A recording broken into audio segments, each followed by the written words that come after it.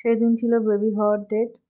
তো প্রত্যেক মারাই জানে যে সেকেন্ডবার বেবি হওয়ার সময় কেমন মনে মনে ভয় কাজ করে, যে আমি যদি ফেরত না আসি, যদি অপারেশন থিয়েটারে মরে যাই, তাহলে আমার এই দুটো বাচ্চার কি হবে। আবার প্রণীতের ছিল 3 দিন জ্বর, সর্দি কাশি। তো প্রণীতকে ছেড়ে যেতে আমার খুব কষ্ট হচ্ছিল।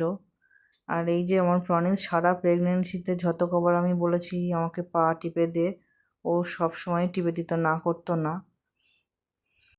এতদিন আশা করে করে আর ঠিক টাইমেই ওর জ্বরটা হলো। আমাদেরকে 4:30টার সময় হসপিটালে ভর্তি হতে বলেছিল। তো আমরা সারা রাত প্রায় ঘুমই হয়নি। 4টেরও আগে উঠে আমরা রেডি হয়ে আর বার হয়ে পড়েছিলাম এই স্কুটিতে করে। বেশি দূর নয় অবশ্য, ওই 5-7 মিনিট লাগে ভাগীরথী নেউটিয়াতে।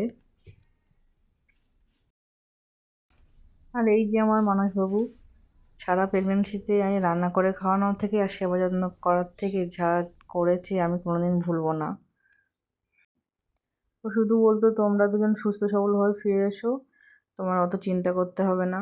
আমার ভীষণ ভয় ছিল, কারণ আমার ছিল high risk pregnancy, sugar, pressure, thyroid সব কিছু ছিল। প্রথমে গিয়ে ভাগীরথী নেউটিয়াতে ওরা এই যে বেডে এসে ড্রেস দিল, তারপরে ওরা স্নান করে আসতে বললো। স্নান করে আসার পরে ওরা চুল বেঁধে দিয়েছিল, আর বলছিল নেল পালিশ পরা আছে কিনা। নেল পালিশ আমি অবশ্য পরিনি বলে বললো যে তোলার দরকার, মানে তুলতে লাগেনি। আমাকে বলা হয়েছিল রাত 10টার পর থেকে কোনো খাবার খাবে না, আর রাত 2টোর পর থেকে কোনো জলও খাবে না। আমার জল তেষ্টায় পুরো আমার গলা শুকিয়ে কাঠ, মানে জল তেষ্টার জন্য আমার যা মানে কষ্ট হচ্ছিল যে সে কথা বলার না। সি সেকশন করার সময় প্রচণ্ড ভয় লাগছিল।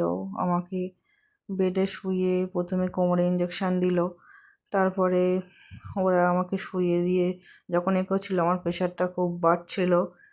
বুঝতে পারছিলাম। ডাক্তার বারবার জিজ্ঞাসা করছিল তোমার প্রেশারটা প্রেগনেন্সি অবস্থায় কত পর্যন্ত বাড়তো, এরকম জিজ্ঞাসা করছিল। আমি বলতাম 135-40 এরকম মতো থাকতো। তারপর বেবি আউট হয়ে যাওয়ার পর যে প্রচণ্ড কাঁপুনি হয়, সেটা তো যারা মা হয়েছে তারা সবাই জানে। এই যে আমাদের বেবি আউট হয়ে গেল, তখন সবাইকে দেখাতে যাচ্ছে। বেবিকে 1 ঘন্টা পরে দুধ খাওয়াতে নিয়ে এসেছিল। এটা ছিল পরের দিনের ভিডিও।